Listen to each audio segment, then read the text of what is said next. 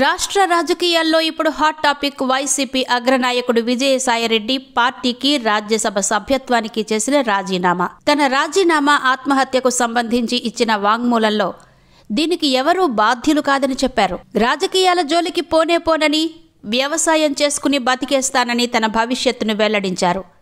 అయితే వైసీపీలో జగన్ తర్వాత జగన్ అంత స్థాయిలో రాజకీయాలు, రాజకార్యాలు నడిపిన విజయసాయి ఉన్నట్టుండి రాజకీయ సన్యాసం ఎందుకు తీసుకుంటున్నట్టు? వైసీపీలో కష్టపడి తెచ్చుకున్న పదవిని ఇంత తేలిగ్గా వదిలేయడం వెనుక కారణాలను ఇప్పటికే రాజకీయ పరిశీలకులు వెతకడం మొదలుపెట్టేశారు. విజయసాయి చాలా లోతైన మనిషి. గుట్టు చప్పుడు కాకుండా అక్రమాలు ఎలా చెయ్యాలో తెలిసిన మహామనీషి. ఈ సత్యం అందరికీ తెలిసిందే. అందువల్ల విజయసాయి రాజకీయాల నుంచి తప్పుకోవడానికి వెనక ఉన్న కారణాల గురించి అంతగా వెతకడం. కాకినాడ సీపోర్టు వ్యవహారం వల్లనే ఈ రాజీనామా అంటూ కొంతమంది అభిప్రాయం.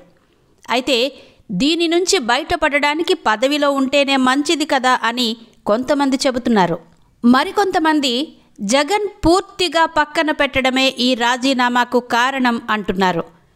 జగన్ విజయసాయిల బంధం ఒక్క రాజీనామాతో తెగిపోయేది కాదు. జగన్ అక్రమ ఆస్తుల్ని పెంచడంలోనూ, జగన్ కష్టాలలోనూ, కన్నీళ్లలోనూ విజయసాయి కనిపిస్తారు.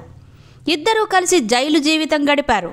వైసీపీ ప్రభుత్వం వచ్చాక ఇద్దరూ తాము తలచిన రాజకార్యాలను చక్కగా చేసుకున్నారు. తమ పరిపాలనా కాలంలో మోదీ, అమిత్ షా తమ కేసుల మీదకు రాకుండా చూసుకున్నారు. ప్రజలు ఏమనుకుంటారోనన్న ఆలోచన కూడా చెయ్యకుండా ఎన్నో నిర్వాకాలు చేశారు. భారతీ సిమెంట్తో కట్టిన గోడ లాంటి దృఢమైన బంధం వీరిది. అటువంటి బంధం ఒక్క రాజీనామాతో ఎలా తెగిపోతుంది? అందుకే అసలు కారణం కోసం అన్వేషిస్తూనే ఉన్నారు. విజయసాయి తాను రాజకీయాల నుంచి తప్పుకుంటున్నట్టు ఇచ్చిన ప్రకటనే చూద్దాం. తాను ఏ పార్టీలోనూ చేరడం లేదు, వేరే పదవులో, ప్రయోజనాలో లేక డబ్బో ఆశించి రాజీనామా చేయడం లేదని చెప్పారు. 2 సార్లు రాజ్యసభ సభ్యుడిగా అవకాశమిచ్చిన జగన్ గారికి, నన్ను ఇంతటి ఉన్నత స్థాయికి తీసుకెళ్లిన భారతమ్మ గారికి సదా కృతజ్ఞుడిని అనడమే కాకుండా దాని తర్వాత వ్యాఖ్యలలో జగన్ గారికి మంచి జరగాలని కోరుకుంటున్నాను అని విజయసాయి వినమ్రంగా వెల్లడించారు. ఇక్కడే అసలు విషయం దాగిందని అనిపిస్తుంది. జగన్కు మంచి జరగడం కోసమే తాను రాజీనామా చేసినట్టు కనిపిస్తోంది. లేదంటే విజయసాయి పార్టీ నుంచి బయటకు పోతూ జగన్కు మంచి జరగాలని ప్రత్యేకంగా ఎందుకు కోరుకుంటారు? కోరుకుంటే కోరుకున్నారు. ఈ విషయాన్ని అంత బహిరంగంగా ఎందుకు చెప్పారు?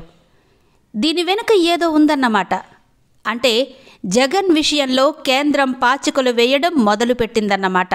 ఇప్పుడు జగన్ను జైలుకు పంపడం వల్ల కేంద్రానికి ఎటూ ఉపయోగం లేదు. అధికారంలో ఉన్నప్పుడు కాపాడినట్టే ఇప్పుడు కాపాడడానికే బీజేపీ నాయకత్వం సిద్ధంగా ఉన్నట్టు కనబడుతోంది. అందుకోసం వైసీపీ రాజ్యసభ సభ్యుల స్థానంలో బీజేపీ సభ్యులు రావాలి. విజయసాయి రాజ్యసభకు చేసే రాజీనామా వల్ల వచ్చే ఖాళీని బీజేపీ కైవసం చేసుకోవడానికే ఎక్కువ అవకాశం ఉంది. ఆ పదవిని బీజేపీ తిరిగి విజయసాయికి ఇచ్చినా ఆశ్చర్యపోనవసరం లేదు. వాస్తవానికి విజయసాయి రాజీనామా వల్ల రాజ్యసభలో వచ్చే ఖాళీ వల్ల టీడీపీకే లాభదాయకం కావాలి. కానీ అది జరిగేలా లేదు.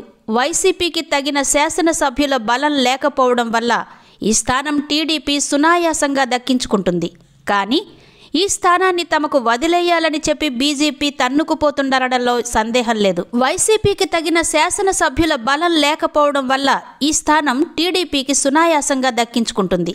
కానీ ఈ స్థానాన్ని తమకు వదిలేయాలని చెప్పి బీజేపీ తన్నుకుపోతుందనడంలో సందేహం లేదు.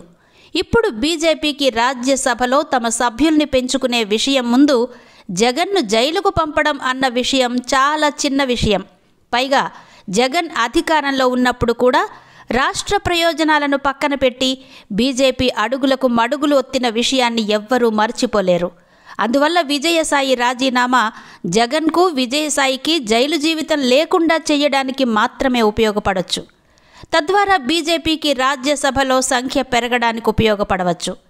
అందువల్లనే బీజేపీతో చెట్టాపట్టా వేసుకు తిరుగుతున్న చంద్రబాబుతో వ్యక్తిగత విభేదాలు లేవని, పవన్ కళ్యాణ్ స్నేహితుడని కూడా విజయసాయి ప్రస్తావించారు. ఇవన్నీ చూస్తుంటే జరగబోయేదేంటో కళ్ల ముందు కనబడుతూనే ఉంది.